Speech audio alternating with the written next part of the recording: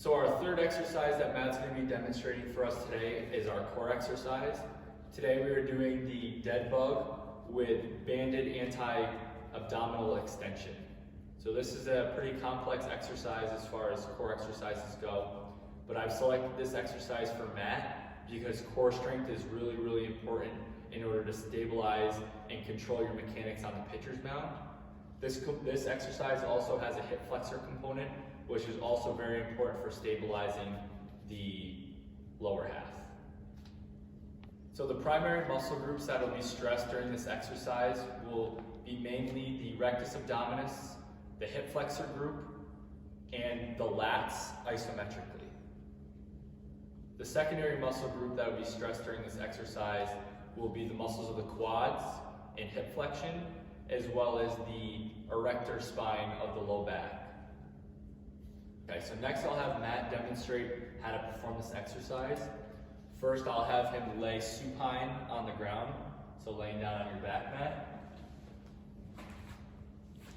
Okay, then I'll put him in the starting position, which is knees and hips into knee flexion, 90 degrees of flexion there, shoulders into 90 degrees of flexion there. Okay, this is the proper starting position. Notice how Matt's back is flat to the floor and he's not in any lumbar lordosis. His core is engaged, his eyes are straight up towards the ceiling, he's not flexing his neck, and his elbows are fully extended. Then what I'll do is I'll help Matt out by stretching him out the band.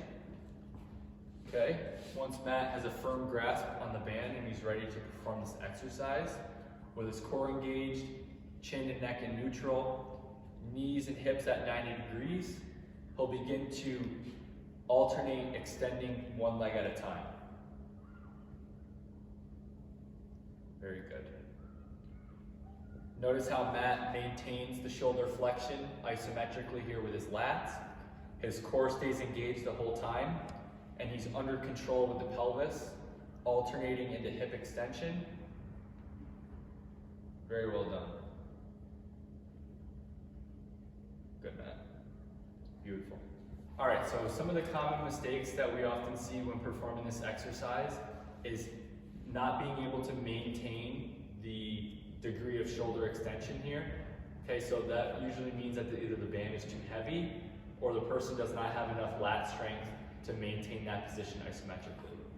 So Matt will demonstrate what it looks like here. Notice how his shoulders are not into full extension. So Matt, show us what the normal position would be. Good. So this is a strong position that we want to be in, maintain. This will challenge the core. If the person lacks strength, this is the position that they'll go into. Okay, good? Go ahead.